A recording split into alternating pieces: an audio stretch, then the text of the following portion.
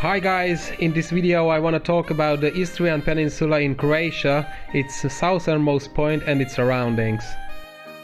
Exactly the theme of Kamenjak National Park and the surrounding islands. The southernmost village of the peninsula is Premantura with a population of about 900 people. On the surrounding islands and on the peninsula can be found about 70 million years old dinosaur footprints. There is a little path on the west side of the peninsula where various dino models were exhibited. Admission to the national park is free on a foot or with a bicycle.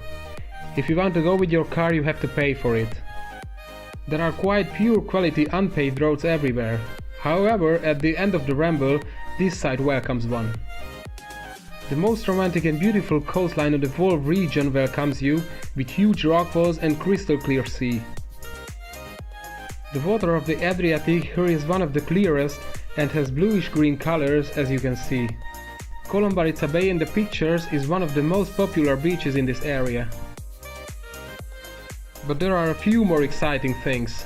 There are many caves here that the water has created. Most of them are smaller or larger cavities and you can swim inside.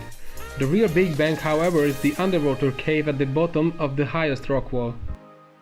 Best of all, it can also be discovered with a snorkel gear because there are several large air cavities inside. This is the first chamber in a cave and it has a hole on the top. Here comes the sunshine in and makes beautiful colors. From this chamber you can swim further to the rest of the cave.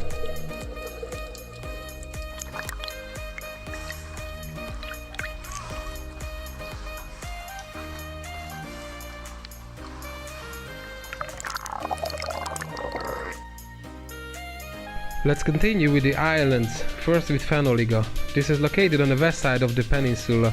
This is about 150 meters long and 250 meters from the mainland. It's not recommended to swim through because of the strong sea currents. But it's worth to visit Fenoliga with a boat because there are more than 146 dinosaur footprints on an island and they are about 19 million years old.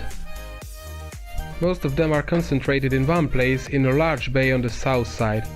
From here you can already see the lighthouse in the next island. This is the island Poror, which is 2 kilometers away from the mainland. The lighthouse was built in 1833 and it's 35 meters high. It has currently 2 apartments for 8 people and they must be booked for a minimum of 3 nights and of course for a lot of money. And you have to rent a boat to get there. It can be definitely great to make a holiday on the island, but I think could be soon boring because the diameter of the island is less than 100 meters. The underwater life is an absolute highlight here. The beaches and the water are very clean, so you can go diving and snorkeling here. There are more shipwrecks in the area and more than 90% of the fish species in the Adriatic Sea can be found here. You can also see dolphins and of course jellyfish too. The real problem is the ubiquitous sea urchins. Some kind of shoes for swimming are definitely recommended. And the biggest highlight, the Mediterranean sea dog. Unfortunately, this animal is in danger of extinction and it's one of the most endangered animals in Europe. Nowadays about 500 of them live freely. Just few have been left because of the hunting and tourism. They are strictly protected species in Croatia.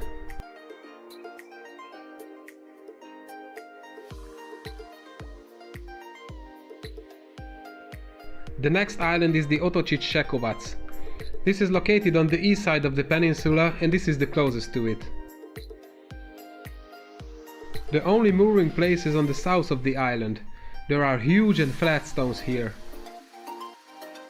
This island has the smallest vegetation, really just a few bunches of grass, and this island is the least visited.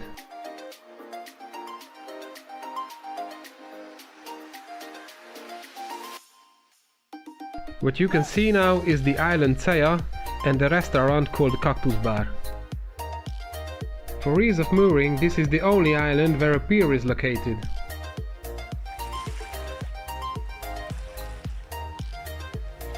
This will take you to the entrance of the restaurant. The name of the cactus is not accidental, there are plenty of them around the bar, obviously they are not native.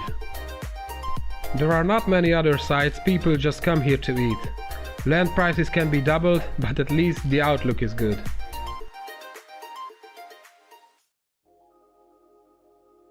Now I'm on the way to the island called Fenera, but here in the middle of the sea there is a reef.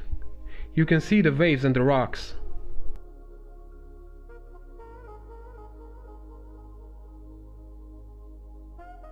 Just a second. So I'm really in the middle of nowhere, and then here comes this reef, and as you can see now I'm standing on a rock. It's unbelievable.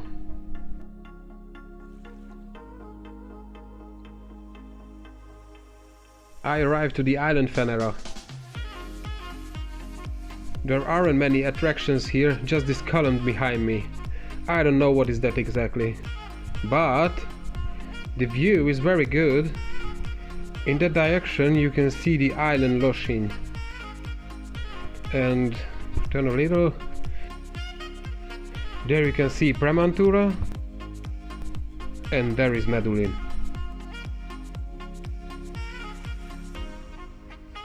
There are two other islands called Bodulas and Trumbuja. There are no special features on these, but I don't want to miss them, so here are some pictures of them.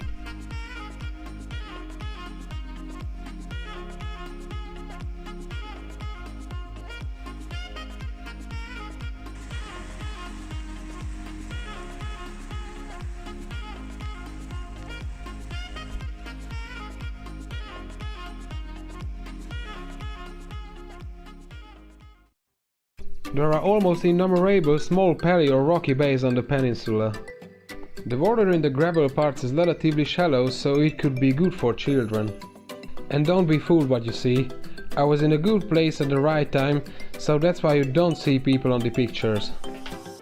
In season, however, there is literally mass misery, especially on the more upscale beaches. Let's talk about the sunsets. On the west coast you can watch amazing sunsets, what you see now in the pictures. So I think that was it guys, thanks for watching. If you like this video, just give it a thumbs up and leave a comment, share with your friends and with your family, and don't forget to subscribe. See you in the next video, bye bye.